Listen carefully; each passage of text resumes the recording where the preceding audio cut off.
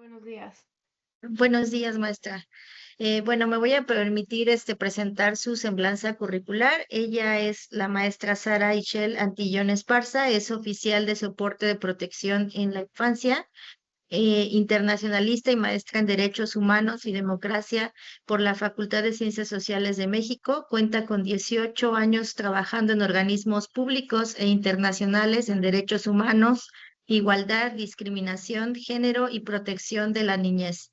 Forma parte del programa de formación de investigadores del Centro Nacional de Derechos Humanos de la CNDH y ha colaborado, perdón, en el Consejo Nacional para Prevenir la Discriminación en la Secretaría Ejecutiva del Sistema Nacional de Protección Integral de Niñas, Niños y Adolescentes. Pues muchas gracias, maestra, por poder participar con nosotros el día de hoy. Le cedo el micrófono. Muchísimas gracias y mucho gusto a todas y todos quienes están aquí. Voy a compartir mi presentación. Denme un minuto, por favor. Sí se ve, maestra. De acuerdo, muchas gracias. Nos invitaron a UNICEF. Muchas gracias, maestra Fanny, por su invitación a contarles en general aspectos sobre explotación sexual comercial infantil. Sabemos que han estado viendo temas de violencia sexual, violencia contra la niñez, entonces la idea es que les podamos contar algunos algunos elementos generales sobre explotación sexual de niñas, niños y adolescentes y pues elementos mínimos de atención cuando suceden estos casos.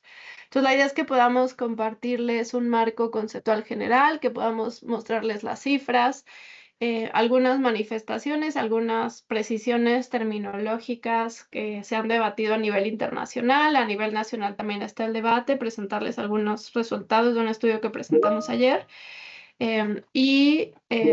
también platicar de justo elementos mínimos de referencia de casos de explotación sexual comercial infantil.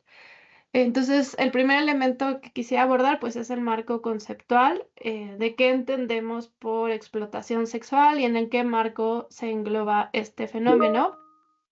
Primero, siempre empezamos con esto porque, aunque nos parece una novedad, nos parece importante recordar que la Ley General de Derechos de Niñas, Niños y Adolescentes estableció un concepto de niñez basado en la Convención de los Derechos del Niño. Y la Ley General nos dice que para efectos de tratados internacionales, para efectos de la minoría mayoría de edad, se entiende por niña, niño, toda persona que tiene menos de 18 años.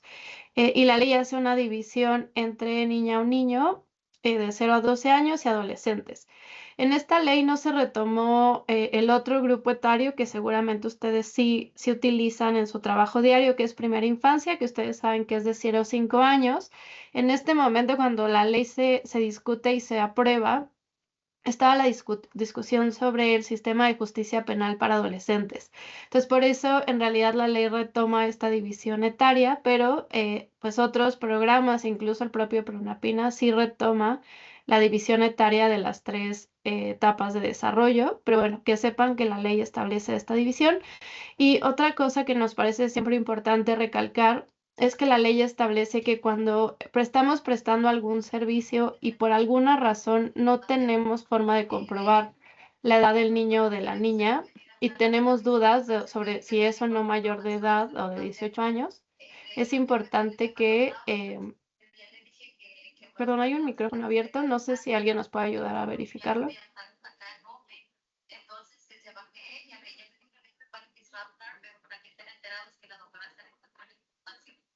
Sí se escucha un micrófono abierto, ¿cierto?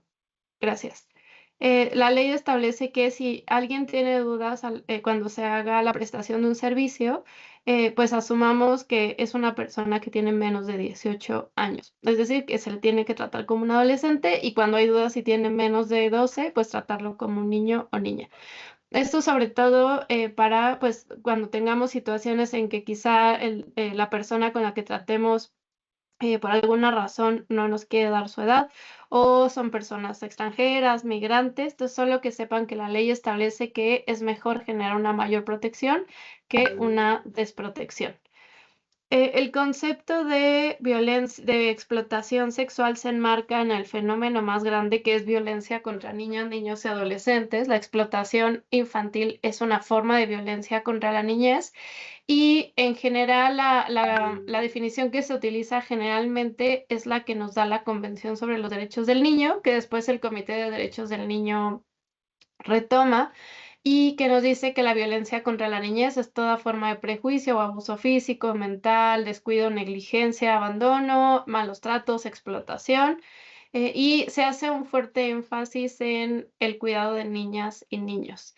Entonces, la explotación en todas sus manifestaciones forma parte de la violencia contra niñas, niños y adolescentes.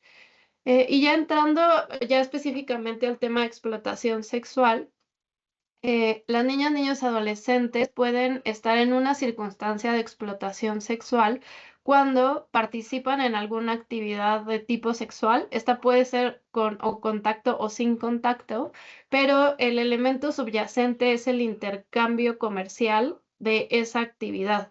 Por eso se hace énfasis en que es una explotación sexual infantil, porque pues hay unos debates sobre si tendríamos que añadir el término comercial, dado que por ser explotación pues se entiende que hay un intercambio comercial pues a cambio de la explotación.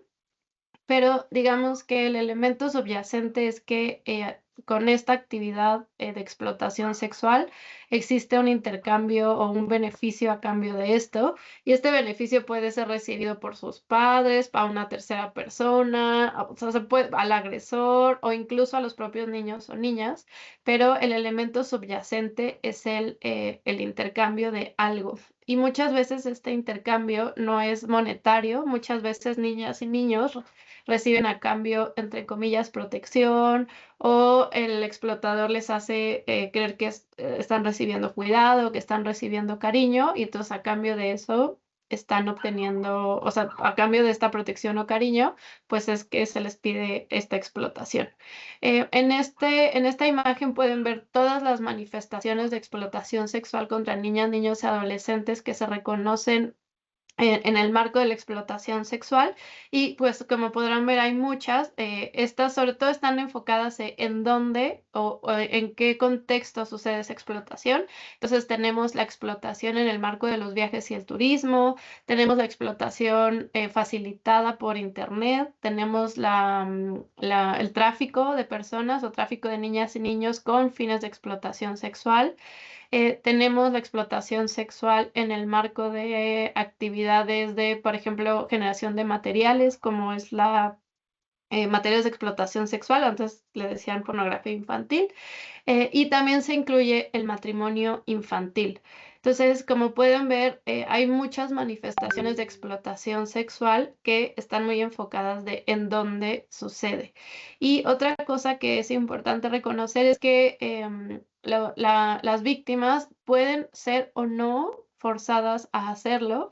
Generalmente hay un elemento de engaño muy construido por quienes explotan a niñas y niños, y esto pues a veces dificulta mucho los servicios de intervención para proteger a niñas, niños, adolescentes que han estado en contextos de explotación sexual, porque pues las personas que les explotan, además de utilizar diversas herramientas como la coerción, la amenaza, pues además generan una relación pues muy dañina para las víctimas, donde no necesariamente les van a ver como personas que les lastiman o les explotan, sino que entre comillas les cuidan. También compartirles que aunque cuando se hizo la Convención de Derechos del Niño en el 89 y después sus protocolos adicionales, se utilizaban términos que antes pues se usaban regularmente como prostitución infantil, pornografía infantil, turismo sexual. Ha habido un gran debate al interior de las organizaciones que trabajan derechos de niñez sobre la importancia de dejar de nombrar estos delitos de esa forma, porque a la luz de los estudios y de entender estos fenómenos, pues este tipo de términos le quitan la carga a la explotación. Entonces, solo les quería compartir eso, que aunque nuestros códigos penales siguen hablando de pornografía infantil, de prostitución infantil, pues hay un gran debate y un gran impulso a nivel global para que cambiemos estos términos y pongamos el foco, el énfasis en que son situaciones de explotación. Entonces, en vez de hablar de pornografía infantil, hablamos de materiales de abuso sexual de niñas, niños y adolescentes. En vez de hablar de prostitución infantil, hablamos de explotación sexual a través de la prostitución. Entonces, solo les quería compartir que este es un debate que lleva ya muchos años y hay un gran impulso a nivel global para cambiar las terminologías y la forma de referirnos a estos delitos. Yo les voy a compartir estas láminas, pero este grupo de trabajo interinstitucional tiene acaba de sacar el año pasado una publicación y ellos hacen un análisis profundo sobre por qué es importante nombrarlo como explotación y ahí hablan de las distintas formas en que se nombran estos delitos, por si a alguien le interesa. En esto decirles que cuando hay servicios de atención, sobre todo en el sector salud o en otros sectores que son primera respuesta o atención a víctimas, es muy común que los casos sean atendidos primero por abuso sexual. Es decir, muchos casos llegan por posible violencia sexual en distintas manifestaciones y después ya quizá en el proceso de diálogo con la víctima o ya en los procesos, pues ya puede ser incluso de investigación, pues se detecta que en realidad se trata de una circunstancia de explotación sexual, pero es muy común que el sector salud detecte estos casos por situaciones de violencia sexual. Entonces, solo decirles que aunque ambas son una forma de violencia sexual hacia niñas y niños, pues no son lo mismo. Porque en la explotación sexual, como les decía, en lo que subyace a este tipo de violencia sexual es el intercambio. Ustedes me van a decir, bueno, pero en abuso sexual es común que los abusadores les den regalos, ¿no? A las personas que están violentando sexualmente a los niños y a las niñas, o les digan que es por cariño, por cuidado, y entonces ahí podría haber en el fondo una idea también de intercambio, pero en esto tiene que ver también más con que la persona que está explotando está recibiendo este beneficio. Generalmente es económico, pero puede ser no solo. Piensen, por ejemplo, en circunstancias en que los papás exploten a sus hijos e hijas a cambio de, no sé, imaginen que están en una situación de desplazamiento o que tuvieron que dejar sus familias y alguien les dice, si explotas a tu hijo, te vamos a dar alimento a cambio. Entonces, en el fondo subyace esta idea de intercambio por la explotación. Pues el abuso sexual, como ustedes saben, pues tiene que ver más en cómo se manifiestan estas relaciones afectivas, que también puede suceder en explotación sexual, pero este intercambio lucrativo no está en el abuso sexual. Entonces, aunque, como les digo, pues a veces pueden encontrarse casos de abuso sexual que después son explotación sexual, es importante que sepamos que son fenómenos distintos aunque forman parte en general, de la violencia sexual hacia niñas, niños y adolescentes. Entonces, ahora la idea es que veamos algunos datos. A nivel mundial, se estima que 6.3 millones de personas a nivel global se encuentran en una situación de explotación sexual forzada. Digamos que esto es a nivel global y ustedes van a decir, pero ¿por qué la Organización Internacional del Trabajo tiene estas cifras? Porque antes de que se hicieran diversas convenciones de derechos humanos, en realidad las grandes discusiones sobre protección se empezaron a hacer en la Organización Internacional del Trabajo. Entonces, cuando se creó el convenio sobre trabajo forzoso, se incluyó la explotación sexual o el reclutamiento por parte de organismos no gubernamentales. Entonces, por eso la Organización Internacional del Trabajo hace periódicamente estudios sobre trabajo forzoso y entre ellos se incluye la explotación sexual. De esta cifra global, decirles que estos 6.3 millones representan solo el 23% de todo el trabajo forzoso a nivel global. Sin embargo, representan el 73% de las ganancias ilegales del trabajo forzoso. Entonces, para que vean la dimensión de lo que implica pues, muchas veces crimen organizado que mueve estas redes de explotación sexual, aunque no todo es en el marco de crimen organizado. Algo que nos dice también estos estudios es que la mayoría de las víctimas, cuando lo vemos por sexo, son mujeres, ¿no? La mayoría de las víctimas de explotación sexual suelen ser mujeres, no importa la edad. O sea, casi el 80% de las víctimas son mujeres. Por lo tanto, sabemos que no es un fenómeno exclusivo de mujeres, también hay niños, hombres, adolescentes, pero al menos la mayoría de los casos detectados son mujeres. Y cuando hacemos el desglose por edad, vemos que casi 30% son personas que tienen menos de 18 años. Entonces, para que veamos que la dimensión en realidad también pues, tiene una gran afectación para niñas, niños y adolescentes. La Agencia de Naciones Unidas contra la Droga y el Delito también hizo un estudio en 2024 para entender también sobre el tráfico de personas. La diferencia entre trata y tráfico es que el tráfico de personas implica trasladar a una persona de otra, sobre todo entre fronteras, para distintos fines, y uno de esos fines pues, puede ser la explotación sexual. Y este estudio nos dice que casi el 40% de las víctimas de tráfico de personas tenían menos de 18 años, y cuando vemos este 38%, pues el 60% de las niñas, ese tráfico era para fines de explotación sexual. En el caso de los niños era un 8%. Entonces, como ven, en realidad es un fenómeno pues que tiene una gran afectación para las mujeres, para las niñas, y por tanto, pues es el grupo poblacional que más se identifica en las carpetas de investigación. En México, ustedes saben que hay distintos delitos que se vinculan con esto. Sobre todo es la trata de personas con fines y ahí pues hay con fines de explotación sexual. Em, Hay algunos datos que nos dicen que estos casos, ustedes van a decir, bueno, la cifra no es muy alta, pero es que en general es un delito muy difícil de perseguir.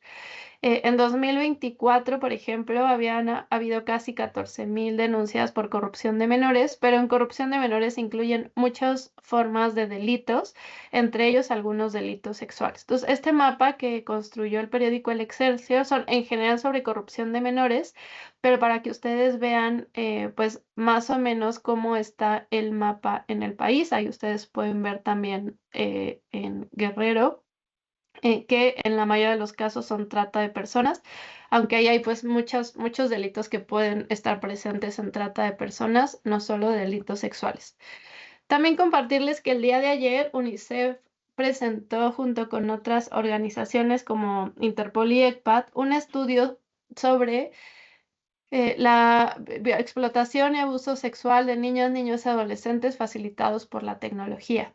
Y este estudio nos indica que 13% de niñas, niños y adolescentes sufrieron alguna forma de explotación o abuso sexual facilitado por la tecnología.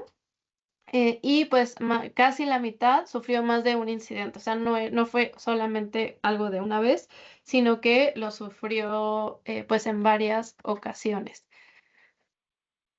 ¿Cómo se manifiestan este tipo de explotación sexual o de abuso sexual? Pues uno, recibir imágenes sexuales no deseadas, y pues las que son más comunes, que se les pidan compartir imágenes o videos de partes íntimas, y a cambio se les ofrece también dinero o regalos, ¿no? Por mandar estas imágenes. Entonces, si se dan cuenta, pues ahí está el elemento de intercambio subyacente en el proceso de explotación sexual.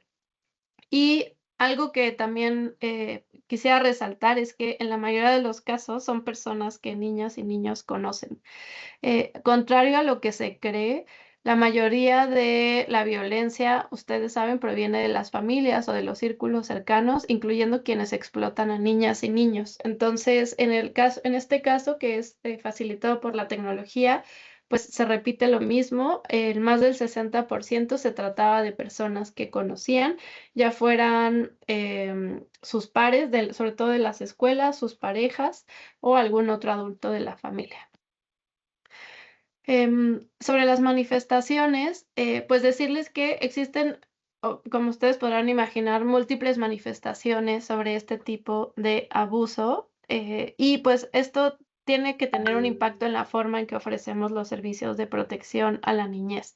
En este gráfico ustedes podrán ver que se hace un llamado a que cuando pensamos en servicios para atender a niñas, niños que han sufrido abuso y explotación sexual, es importante que consideremos que el tipo de victimización, es decir, si ha sido a través de la violación, si es, o sea, si es con abuso no sin contacto, ¿no? O sea, que es a través, por ejemplo, solamente del uso de tecnología, pero sin contacto, si es el uso de imágenes, si es con penetración, o sea, el tipo de victimización va a importar en la forma en que respondemos como servicios para la protección de niñas y niños. El otro elemento que es importante identificar es el tipo de relación con el victimario, porque esto también marca profundamente el tipo de afectaciones que tiene la niña, niño o adolescente. Y entonces, pues puede ser la familia, puede ser su pareja, puede ser alguien que conozca o alguien que esté en una posición de poder, puede ser una persona que no conozca o puede ser incluso crimen organizado. También es importante entender en qué entorno sucede esta explotación, porque eso también habla de qué factores de riesgo y qué factores de protección existen. Entonces, esto puede suceder en la escuela, puede suceder en la casa, puede suceder en su trabajo, puede suceder en línea, puede suceder en el marco de los viajes y el turismo. En el deporte también sucede explotación sexual en el marco de los deportes. Y finalmente, pues en el contexto más amplio, ¿no? Si las personas reconocen o no este tipo de vulneración, si existen leyes para protegerles, qué tan especializados estamos los servicios para poderles atender. Entonces, si vemos, en realidad existen muchas dimensiones en torno a la explotación sexual infantil que es importante considerar cuando vamos a proveer alguna ayuda, alguna protección para niñas, niños y adolescentes. Sobre los victimarios, pues decirles que en realidad la explotación sexual puede ser perpetrada por o sea, por cualquier persona, ¿no? Puede ser a nivel individual o puede ser por un grupo, incluyendo crimen organizado, puede ser por hombres, por mujeres, puede ser incluso por niños o niñas, o puede ser por adultos. Entonces, en realidad, lo que nos dice esto es que no existe el prototipo de victimario. Cualquier persona puede explotar sexualmente a otra niña o un niño. Por tanto, pues los mecanismos que tomamos de protección o de detección, pues tenemos que reconocer que no existe un prototipo de victimario. El otro es que el abuso pues, puede ser o aislado o pueden ser constantes. En realidad no se determina la explotación sexual si es algo que continúa en el tiempo. Puede ser algo de una vez y eres víctima de explotación sexual si eso sucede, y puede ser tanto en línea como digitalmente. Es muy común que la explotación sexual o el enganche de las víctimas empiece en el entorno digital y después se concrete en el espacio físico, o que esté sucediendo simultáneamente en ambos espacios. En realidad eso es irrelevante y puede variar desde el abuso oportunista hasta el abuso organizado. Ahora les voy a contar más sobre esta diferencia. Esta organización ECPAT, que está especializadísima en explotación sexual, nos dice que hay 4 componentes que conforman la explotación sexual. Es decir, no solamente es aquellos que consumen, entre comillas, la explotación sexual, sino que también pues toda la industria se conforma por quienes explotan, que como les digo, muchas veces son los propios padres, madres o las familias. Entonces, la industria se compone por quienes lo consumen, por quienes explotan a niñas y niños, pero también por estados, por gobiernos, por países que tienen entornos propicios para que exista la explotación, ¿no? Porque hay corrupción, porque hay una baja detección, porque no hay mecanismos para que niñas y niños pidan ayuda, porque no hay mecanismos de denuncia adecuados. Y finalmente, una cultura que tolera o promueve la explotación sexual. Entonces, digamos que para poder atender la demanda de explotación sexual tenemos que atender estos 4 elementos. Y claro, enfocarnos en quienes explotan sexualmente a niñas y niños es importante, pero no es lo único que sirve para detener la explotación sexual. Aquí quisiera presentarles algunas aclaraciones terminológicas. Ya les contaba hace rato que ha habido un gran debate y un gran impulso a nivel global para que dejemos de hablar de prostitución infantil, pornografía infantil, y en estos mismos debates ha habido mucho impulso a que reconsideremos, sobre todo quienes estamos trabajando con víctimas o quienes estamos trabajando de cerca con situaciones de violencia hacia la niñez o hacia mujeres o en general la población, sobre las terminologías. Y específicamente sobre explotación sexual infantil, hay estos 4 elementos que ECPAT nos llama a reflexionar y que yo quisiera compartírselas.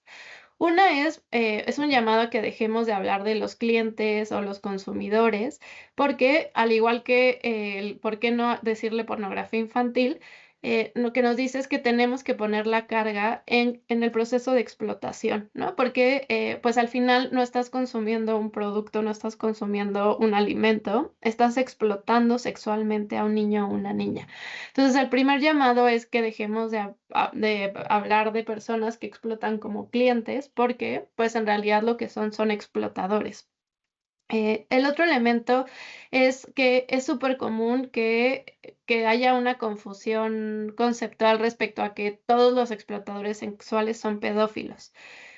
Ustedes, entiendo que aquí el personal es de psicología, entonces esto ustedes lo tienen muy claro, pero me parece importante compartírselos, que hay una gran pues idea sobre que la explotación sexual solo la realizan personas que tienen que son pedófilas. Pero como ustedes saben, pues la pedofilia es una condición psicológica, ¿no? Que tiene que ver con esta atracción que tienen sobre niños prepúberes, pero no todos los que explotan sexualmente a niñas y niños son pedófilos. Entonces, aunque puede existir pedofilia o personas que son pedófilas en aquellos que explotan sexualmente a niñas y niños, en realidad lo que nos dice los datos, las estadísticas, es que la mayoría de las personas que explotan sexualmente a niñas y niños son delincuentes situacionales.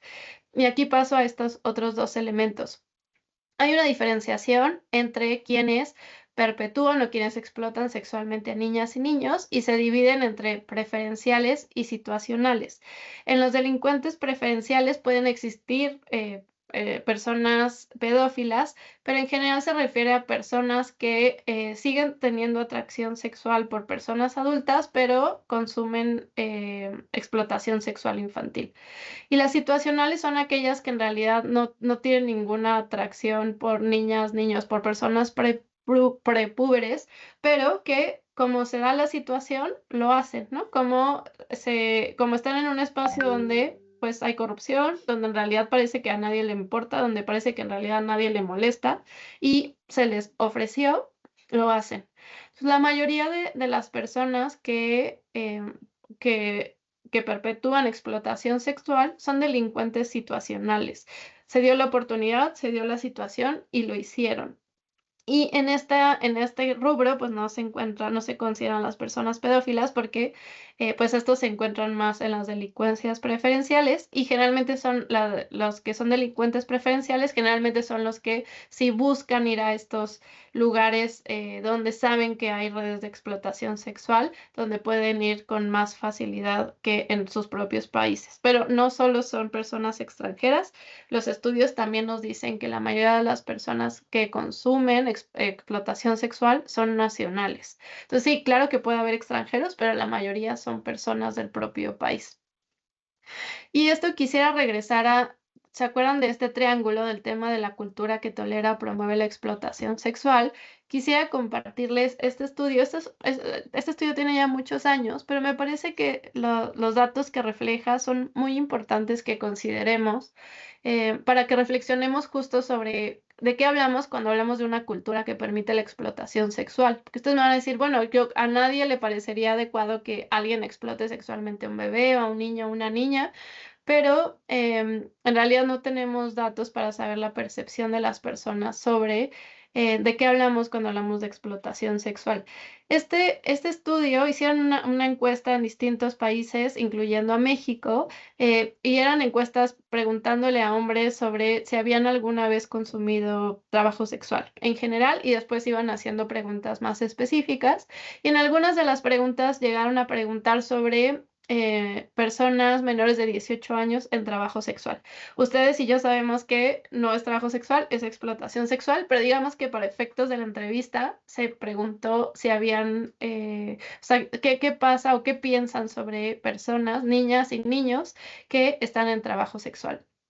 Y si se dan cuenta, en el caso de México, estos dos se preguntó tanto para mujeres como para hombres, o sea, para niñas, niños, adolescentes, mujeres y hombres. Y si se dan cuenta, acá en México, em, o sea, el 59% de los hombres entrevistados decían que una mujer que tiene menos de 18, perdón, que está en trabajo sexual, lo hace porque quiere.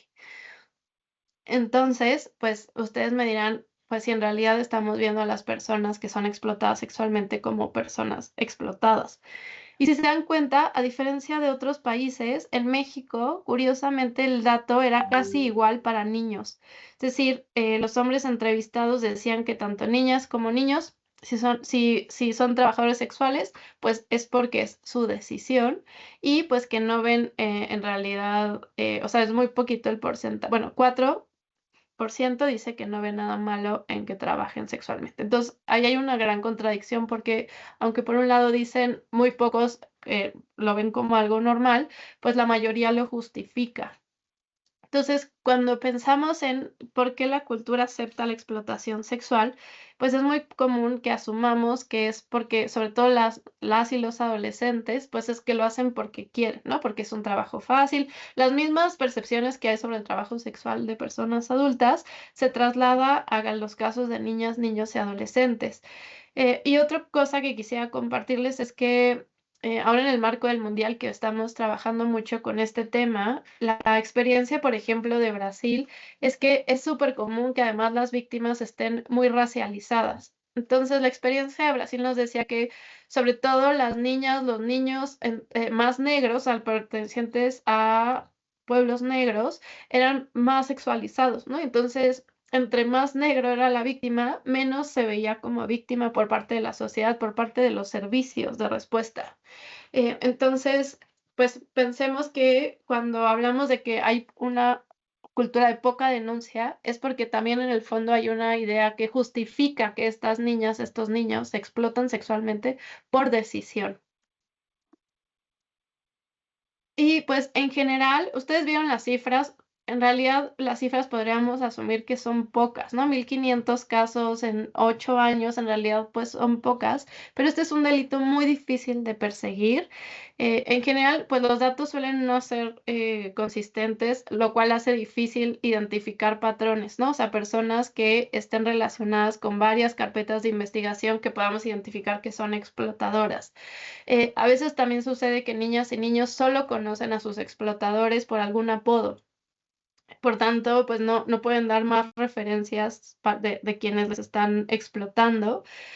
También llega a suceder que niñas y niños son transferidas, entre comillas, entre agresores. Entonces, al estar frente a múltiples agresores, las niñas y los niños, pues es difícil también que frente a pocas o nulas investigaciones, pues puedan dar más elementos de cómo se componen esas redes.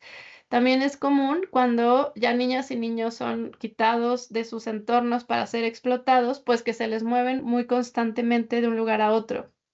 Entonces también, pues sin una investigación clara, pues los niños no van a poder dar toda la información para entender todo el entramado de crimen organizado. También es común que a las víctimas se les den drogas, se les dé alcohol, por tanto, pues tampoco es que puedan tener tanta claridad de todo lo sucedido. Entonces, en realidad hay muchos elementos, incluyendo que pues las investigaciones difícilmente llegan a encontrar con los agresores. Entonces ya vimos estas situaciones de los victimarios. Ahora quisiera hablar un poco de las víctimas, decirles que en general todos los estudios concuerdan en que no existe una víctima prototípica. Es decir, no existe un tipo de víctima o sea, para que tengamos la absoluta certeza que van a ser víctimas de explotación sexual. En realidad, cualquier persona, no importa el contexto, podría ser víctima de explotación sexual, aunque sí existen factores de riesgo que pueden aumentar ese riesgo. no existe un factor único, pueden existir muchos factores y en algunos casos esos factores pueden llevar a la explotación y en otros casos puede que no. Entonces, pues esto a qué nos lleva a un llamado a que pues tendríamos que pensar que cualquier persona puede ser víctima de explotación sexual y no asumir que solo personas en situación de pobreza o en ciertos contextos de marginalidad van a ser víctimas únicas de explotación sexual.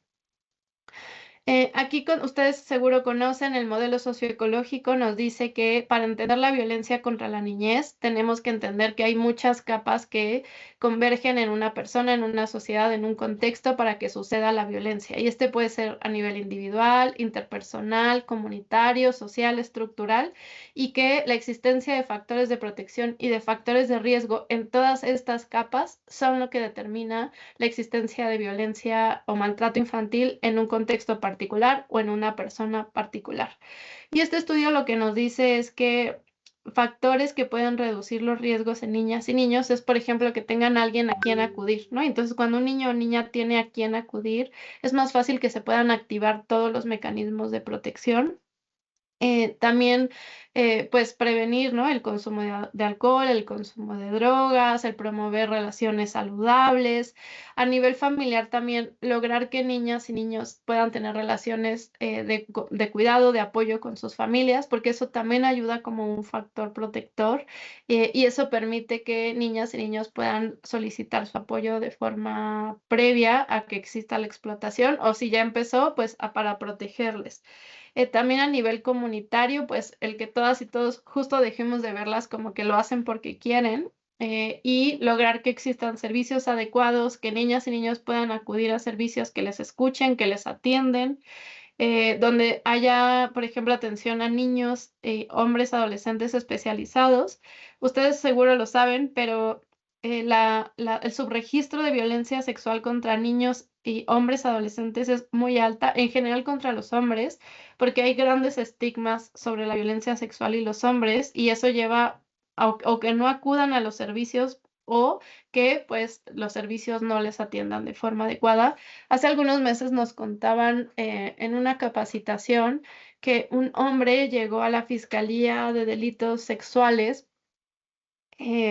porque había sido violado, pero la fiscalía solo estaba especializada en mujeres y entonces a esta víctima lo estuvieron llevando de un lado a otro para que alguien lo atendiera.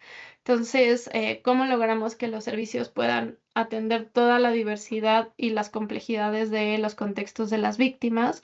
Y pues a nivel ya social, estructural, pues necesitamos servicios fuertes, necesitamos servicios de protección fuertes, adecuados, adaptados, centrados en niñas y niños. Entonces, ¿cuándo puede suceder explotación sexual? Dependerá en cada caso, dependerá de los factores de riesgo, dependerá de los factores de protección, pero reconozcamos que cualquier niña, niño o adolescente puede ser víctima de explotación sexual. Otro elemento común, como ya lo veíamos en esta encuesta a hombres, es asumir que pues las víctimas lo consintieron, ¿no? Porque recibían dinero, porque recibieron celulares, porque recibían algo a cambio. Es solo recordar que ninguna explotación puede ser consentida. Jamás un niño o niña puede consentir una explotación. Y aunque pueda parecer que están recibiendo un beneficio por esa explotación, pues ustedes saben que en realidad se da en un contexto de vulneración, en un contexto pues de violencia. Entonces, esto es importante que lo reconozcamos porque en los servicios a veces puede asumirse que como es consentido, pues en realidad quizás solo es abuso sexual, ¿no? Porque en realidad sí está en una relación consentida. Entonces, solo recordar que en todos los casos se trata de explotación, en ninguna circunstancia esa explotación puede ser consentida. Y otra cosa que es común en los servicios es que muchas veces las víctimas no se van a reconocer como víctimas.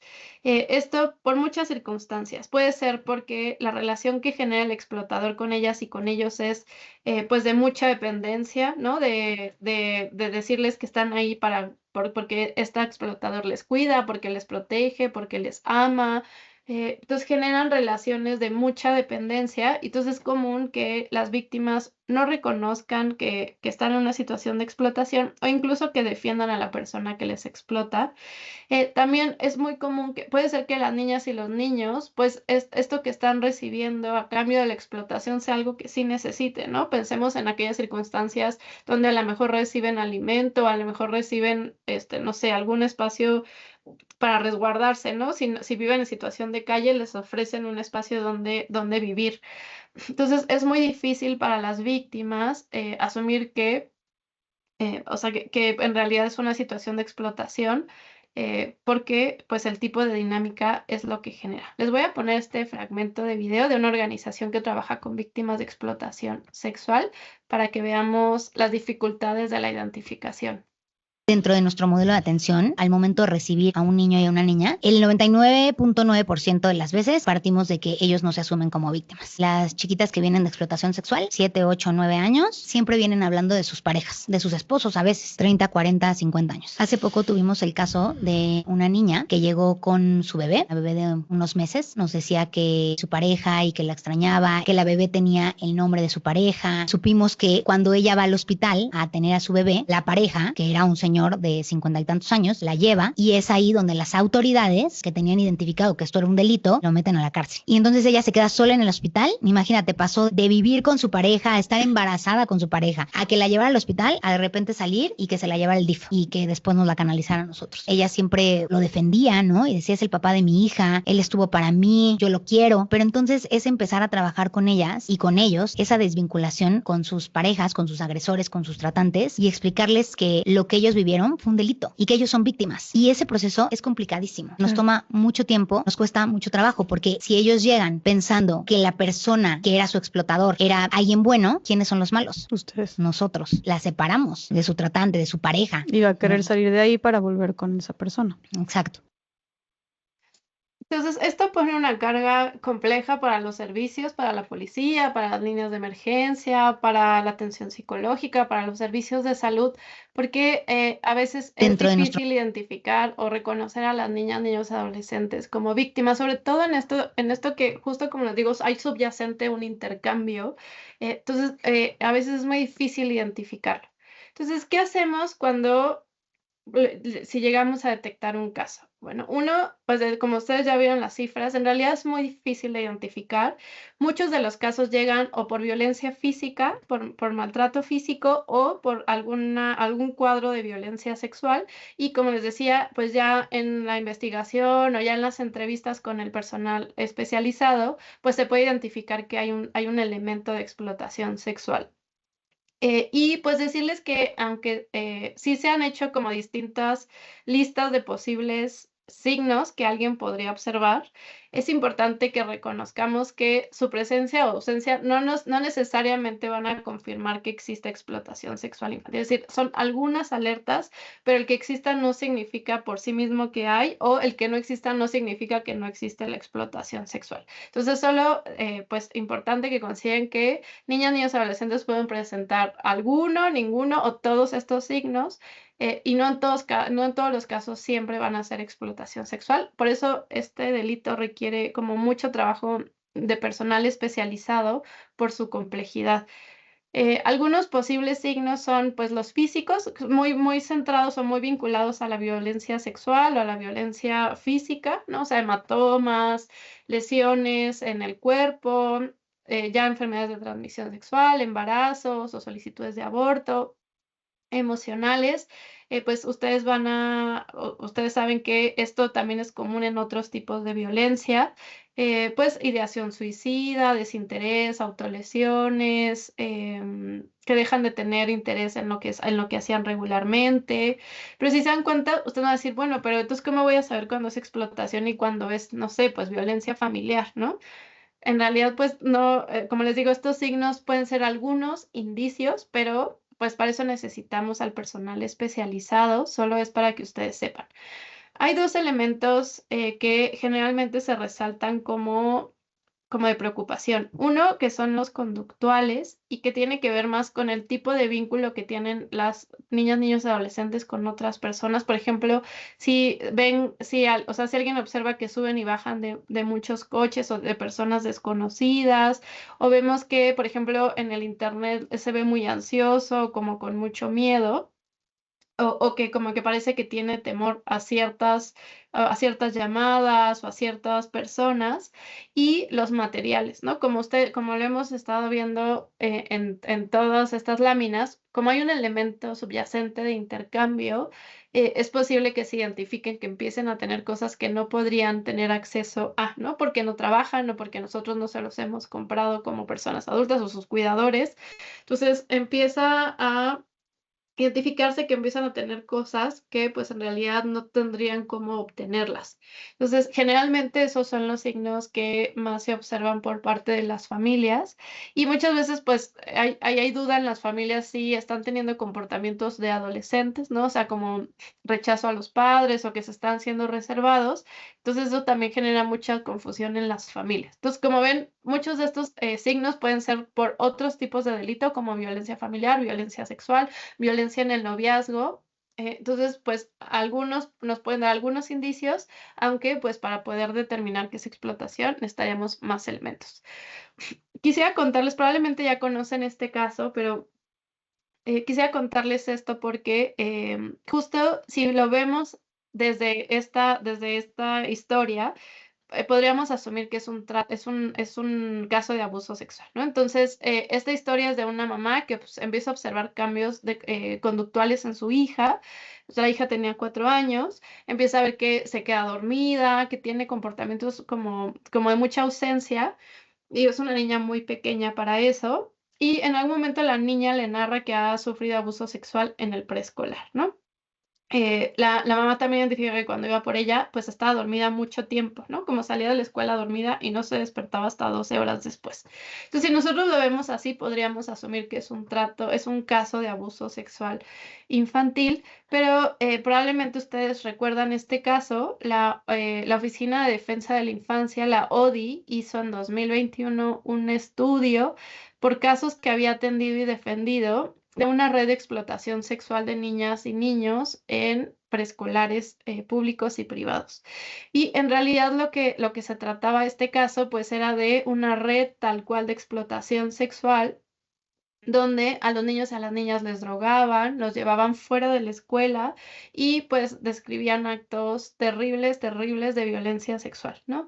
Entonces, si se dan cuenta, pues si nosotros llegáramos a tener un caso así, pues quizá nuestra tarea no va a ser identificar que hay explotación sexual, pero solo decirles que en realidad pues el personal que empezó a participar en estos casos fueron identificando los patrones.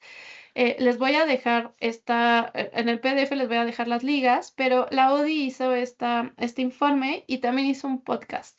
Y yo les invito a que lo escuchen porque justo empieza a contar cómo cuando empiezan a identificar los casos y empiezan a darse cuenta, pues el tipo de narración que estaban dando los niños y las niñas, se dan cuenta que en realidad es algo más organizado, ¿no? O sea, que en realidad no podía ser, o sea, los niños y las niñas narraban situaciones de extrema violencia terribles y entonces justo los psicólogos, los abogados que empezaron a participar, las psicólogas, sí, las abogadas que empezaron a participar en estos casos, empezaron a detectar que había otros patrones que iban más allá del abuso sexual por sí mismo. Entonces, esto es un gran llamado a cómo lograr identificar cosas más allá del abuso sexual nos puede ayudar a identificar víctimas de explotación sexual, además en entornos donde asumiríamos que niñas y niños no son explotados sexualmente.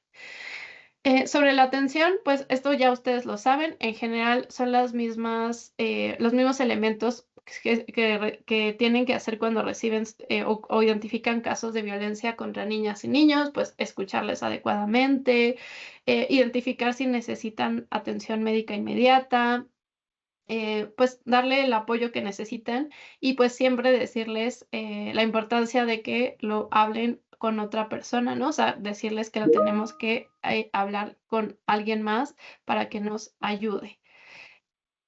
Esto no se los voy a leer porque ustedes son personas expertas en eso, pero algo que hacemos el llamado siempre a los servicios es la importancia de no cuestionar más allá de lo que necesitamos, porque es súper común que niñas y niños sean interrogados múltiples veces por múltiples servicios. Entonces, si ustedes llegaran a ser la primera persona o el primer servicio al que el niño o el niño llega, y nosotros obtenemos información que en realidad esa no la necesitaba y la necesita el Ministerio Público o ya en el proceso de judicialización, es muy posible que la niña o niño no pueda volver a contar lo que nos dijo ya a nosotros.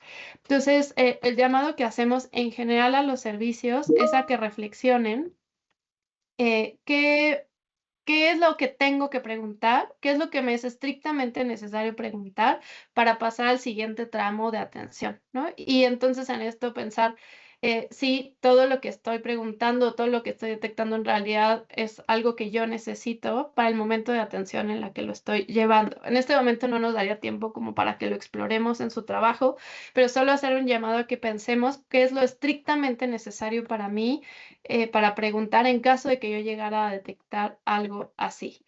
Este video se los voy a dejar, no se los voy a poner, pero este video lo hicimos justo para primeros respondientes sobre por qué la repetición constante de niñas y niños, cuando ya lo vemos más hacia atrás para todo el proceso de justicia, en realidad pues hace que niñas y niños cuando ya llegan a tener que dar su testimonial, difícilmente cuentan lo narrado porque ya lo contaron muchas veces a muchos servicios. Entonces, aunque podemos asumir o sea, que nosotros lo necesitamos para tener certeza y para continuar con el proceso, eso va minando lo que el niño o niña nos puede narrar.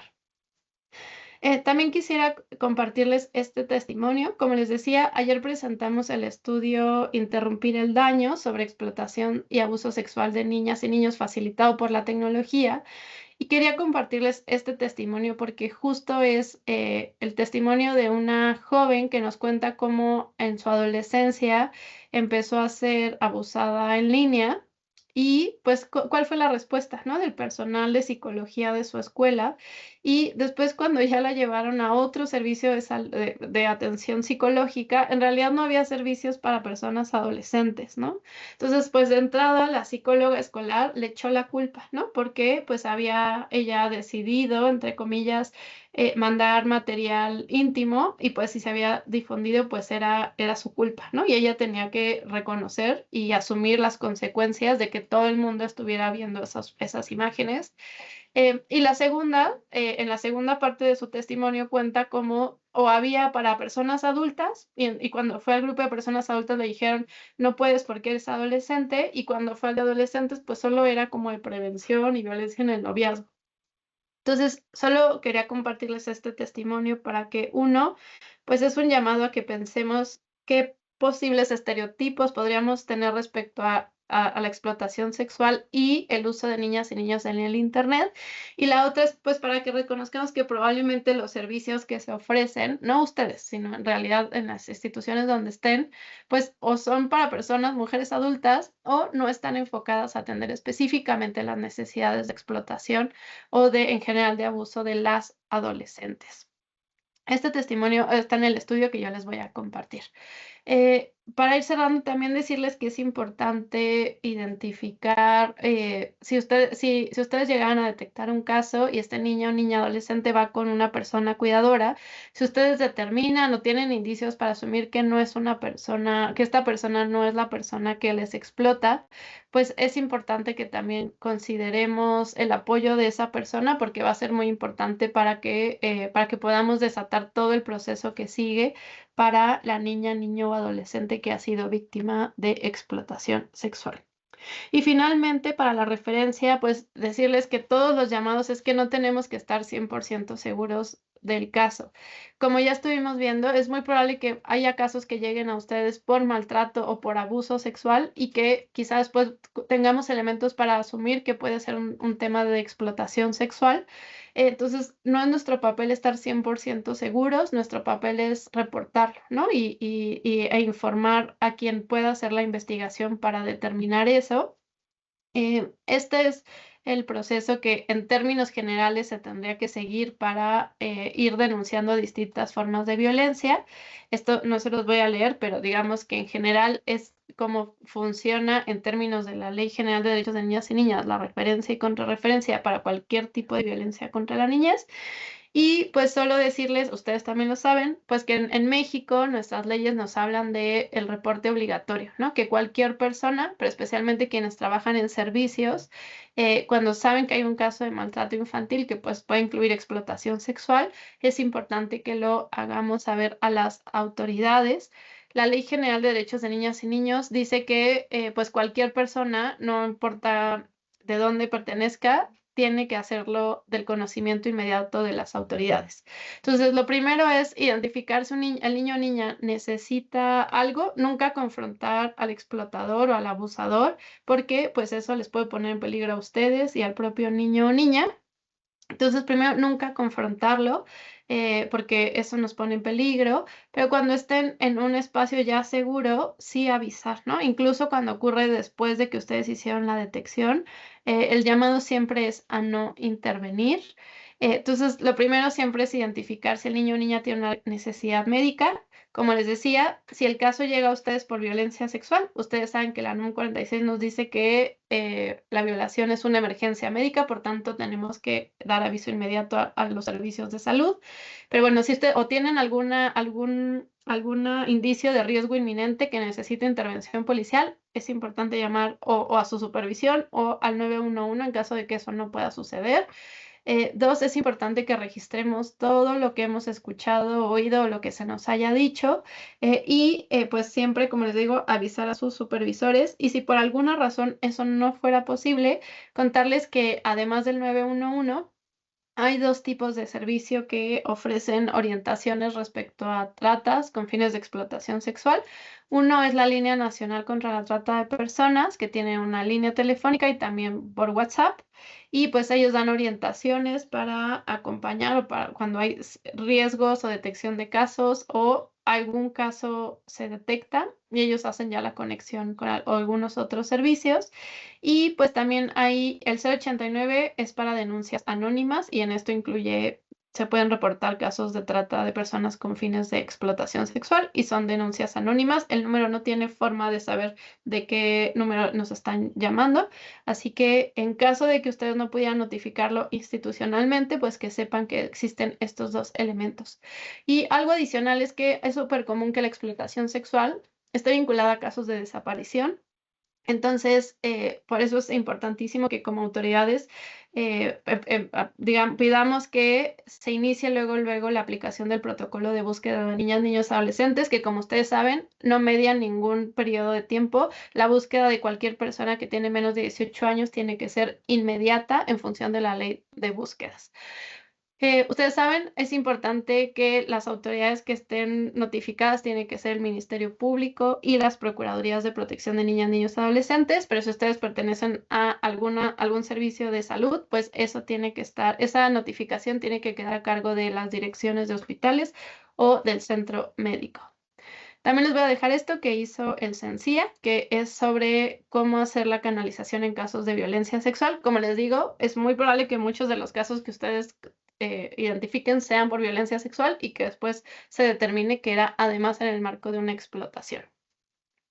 Es importante que siempre avisemos a niñas y niños lo que vamos a hacer. Eso ustedes lo saben perfecto, pero es nuestro papel siempre decirle a los servicios que es importante no mentirle a las niñas y niños y explicarles pues qué vamos a hacer con la información que nos han dado.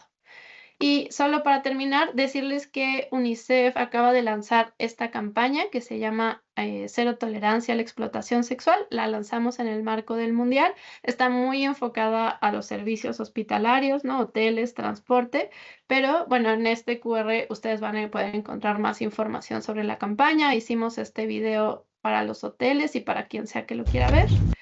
Y este es el estudio que les compartí, que se presentó ayer. En este QR ustedes lo pueden descargar y ahí vienen todos los datos y toda la información que obtuvimos de estas encuestas a niñas, niños, adolescentes sobre explotación y abuso sexual infantil facilitado por la tecnología.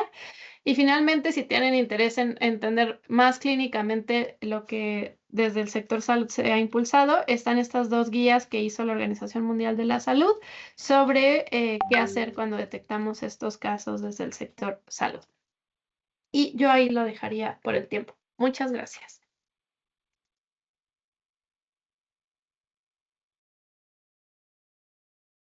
Muchas gracias, maestra. Me voy a permitir leer algunos de los comentarios que tenemos por acá en el chat para que nos apoye resolviendo pues algunas de las dudas, ¿no? Bueno, la mayoría son comentarios, no son propiamente preguntas.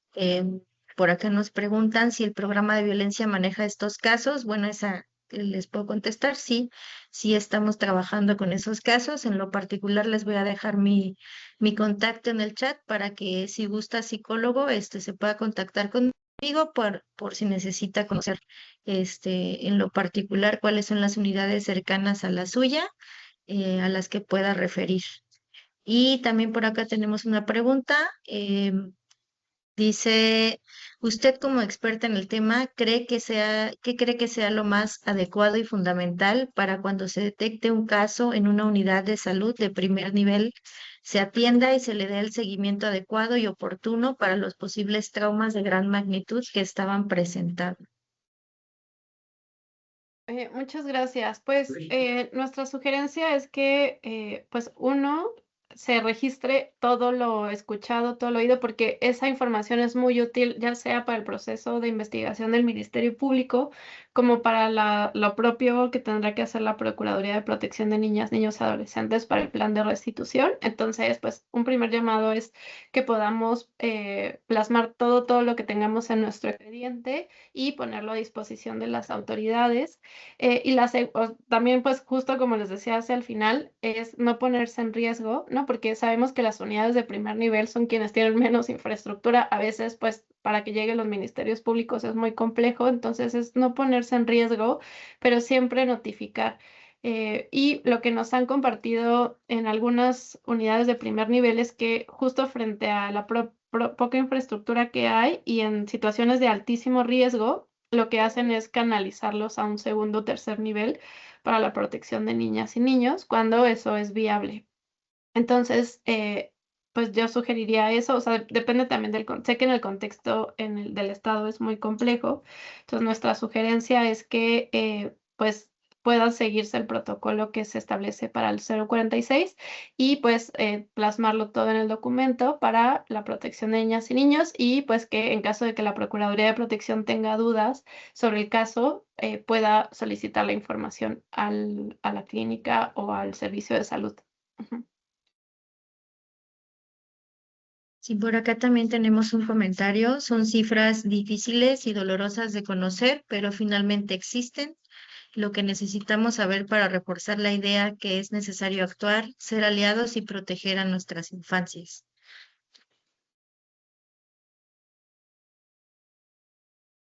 Ok, también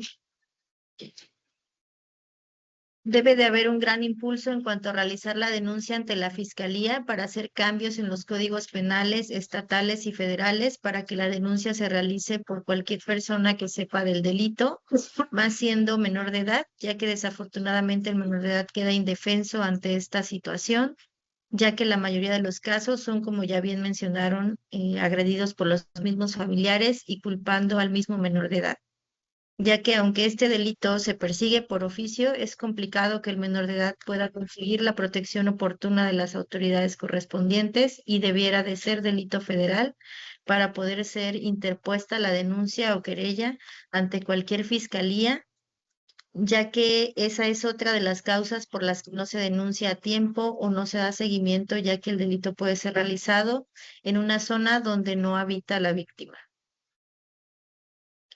Sí, sobre eso solo decirles que en el trabajo que tenemos con el sector salud, pero eso salen todos, también en el sector educativo, pues, o sea que es importante que sepan que justo por eso la NOM 46 establece que quien tiene que hacer la denuncia tiene que ser la dirección del centro de salud, ¿no? Ya no importa el nivel porque en principio, pues, o sea, justo la denuncia tendría que ser desde la institución, ¿no? Para no poner en riesgo al personal de los centros de salud. Pero bueno, o sea, en principio, pues sí tendría que activarse lo que establece la NOM 46 para violencia, incluye violencia sexual, pues también para proteger a todas las personas en el entorno. Ujú. Tenemos por acá también manos levantadas. Psicóloga Leli, por favor, adelante. Hola, buenos días. Estoy un poquito enferma, Buenos pero días. espero escucharme bien. Tengo como dos aportaciones. Me parece muy interesante y sobre todo, pues, en un lado, alarmante las cifras y en el otro también siento que todavía faltan más cifras que no se han registrado, ¿no? Esa parte donde no hay una denuncia, donde no hay o a lo mejor en algunos hasta omisiones, ¿no? Dentro de las instituciones, cuando no hay una detección y un aviso oportuno. Todavía siento que esas cifras son más elevadas. Pero tengo también una parte donde mencionabas muy, muy importante cómo de repente se puede como no hablarlo. Ahorita decías lo del mundial y sí, me suena mucho lo que pasó en Brasil y lo que ahorita en México, todas las campañas que se lanzaron por UNICEF, por la Red Nacional de Refugios y todo lo que se dio, donde hay que prevenir, ¿no? Desde esta parte donde las mujeres y los niños pueden participar ay, perdón, es que estoy en casa porque trabajo en jornada, pero se escuchan los perritos. Pero sí esta parte hay una parte que es la que sigue justificando, decías tú había una parte de las razas o de ver cómo había una discriminación, si entre más negro, como que menos se le creía. Aquí yo también podría poner, y no es por lo del mundial, sino desde hace muchos años, si son indígenas, menos se les creen, ¿no? Si son afromexicanos, menos se les creen. Entonces, sí existe esta parte y sigue permeándose mucho en nuestra cultura. Yo hablo en Guerrero, de las comunidades indígenas o las zonas un poco más marginadas, donde la parte intercultural lo sigue permeando y justificando lo que son las tratas infantiles o adolescentes dentro de las familias o dentro de la comunidad. Es un tema que todavía pues muy, muy lentamente se va a avanzar o se va avanzado. Y la otra, me llama mucho la atención, porque si bien la parte de no revictimizar, no nombrar nosotros como trabajadores expertos en la materia de salud mental, eh, cuando viene un niño o una niña ya referido por fiscalía por delitos sexuales para darle atención psicológica. A mí me ha mermado mucho esa parte, porque efectivamente cuido no revictimizar, no hablar del tema si el menor o la menor no quiere, porque ya vienen con tantas partes de lo que es el aspecto legal, pero hay un desconocimiento total desde nosotros, los psicólogos de salud, o a lo mejor a nivel particular, de lo que ya indagaron las instituciones jurídicas. Ese corte de no tener, a lo mejor yo no voy a querer que me explique a lo mejor la psicóloga, pero sí tener un resumen concreto del expediente para cuidar esa no revictimización. A mí me pega mucho eso porque es un sesgo, es como si trabajara con un paciente de primera vez que sé que viene con un documento para atención psicológica por violencia sexual o por trata o por abuso y, y yo desconozco lo que ya hizo la fiscalía. Yo desconozco lo que ya hicieron los expertos peritos en psicología y los médicos. Y entonces yo voy a trabajar y de verdad siempre he tenido el mayor cuidado o el mayor sigilo de no caer en la revictimización. Y si el menor o la menor no me quiere decir lo que ya le preguntaron, está bien, yo no me voy a poner a indagar en algo que ya le hicieron muchas veces preguntas.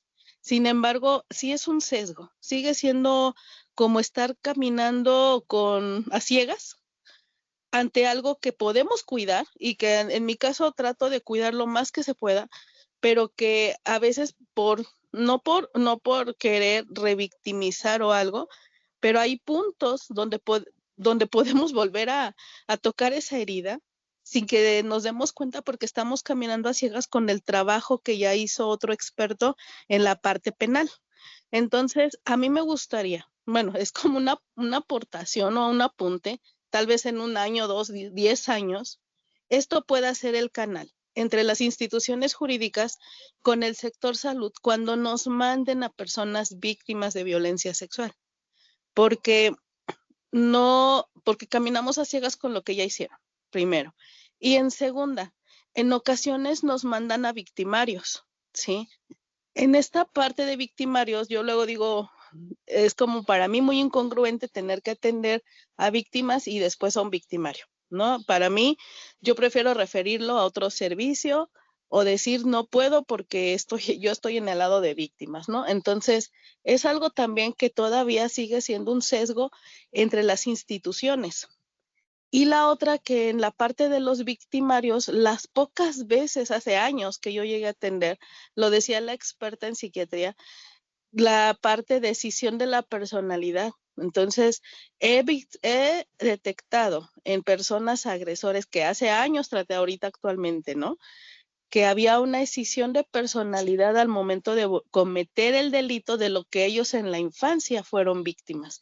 Entonces, es como muy cerrada esa parte todavía del entendimiento y me queda muy claro la aportación que usted hace, Sara, donde qué pasa con los hombres víctimas de violencia. Hace años también que llegaban al servicio y decían, es que yo para qué voy a denunciar si ahí no me creen, si ahí dicen que cómo me va a abusar otro hombre, si era un adolescente, ¿no?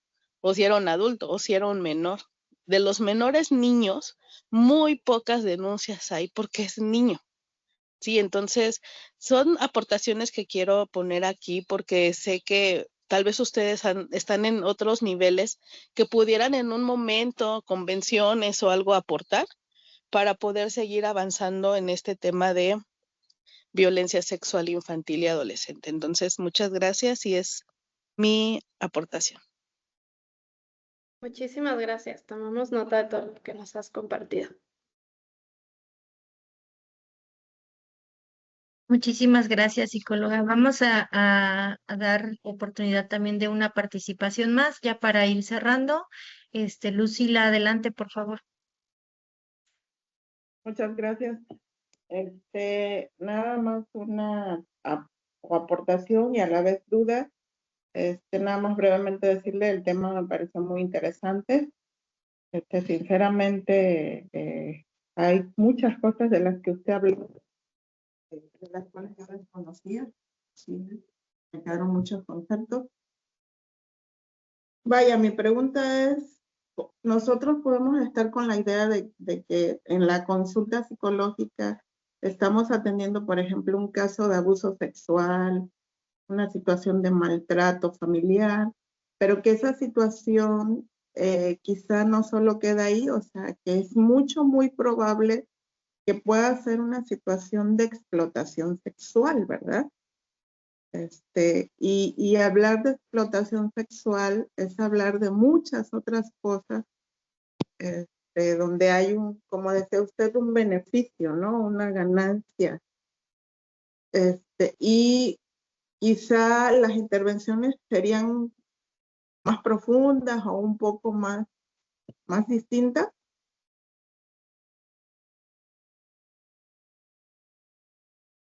En términos como de la atención clínica que ustedes ofrecen, creo que ahí ustedes en realidad son las personas expertas, pero creo que ahí en realidad lo que importa es cómo acompañamos el caso para que llegue a la justicia, ¿no? Y entonces si nosotros tenemos algún indicio de que en realidad no es un tema de violencia sexual, sino que puede haber un tema de explotación de fondo, que podamos hacerlo saber a quien sea nuestro supervisor, o si trabajamos en una clínica o en un espacio de salud de primer, segundo, tercer nivel, hacerlo saber a nuestra supervisión, porque se tendría que desatar todo el proceso de denuncia, ¿no? Y decir, sobre todo cuando se trata de niñas, niños y adolescentes, o sea, poder hacerlo saber a las autoridades correspondientes, porque pues a ustedes no les va a tocar hacer la investigación, determinar la persona que fue culpable, quiénes están explotando, sino más bien que esta niña, niño, adolescente, uno, pues pueda empezar un proceso de justicia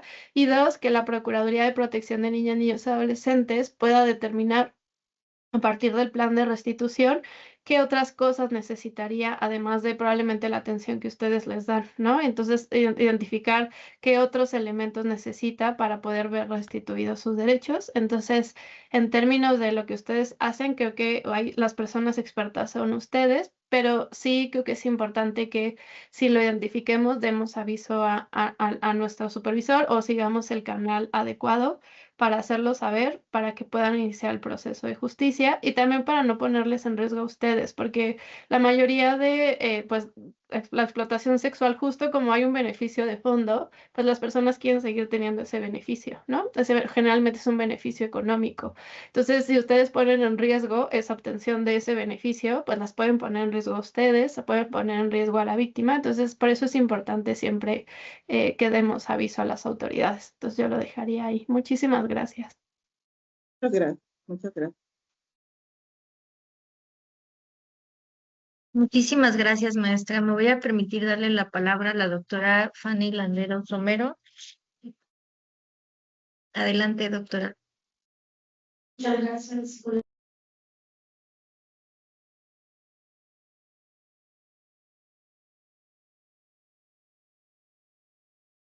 Muchas gracias, psicóloga Amparito. Sara, pues muchísimas gracias por tu ponencia. La verdad, nos dejaste muchas inquietudes que tenemos que reforzar en cada una de nuestras unidades y también pues fomentar en las autoridades también su responsiva que tienen cada uno de ellos. Y creo que pues tenemos que unir esfuerzos para el beneficio de nuestra niñez y nuestros adolescentes. Les agradezco y en breve te compartiremos tu constancia de participación, muy valiosa, y esperemos que no sea la última vez que nos puedas apoyar con estas ponencias. Muchísimas gracias en nombre del doctor Jesús Ulises Adame Reina, nuestro coordinador estatal del IN Bienestar, y de la doctora Xochitl Figueroa Flores, nuestra titular de los servicios de salud del IN Bienestar. Muchísimas gracias. Buen día a todas y todos. Gracias, doctora Fanny. Hasta luego.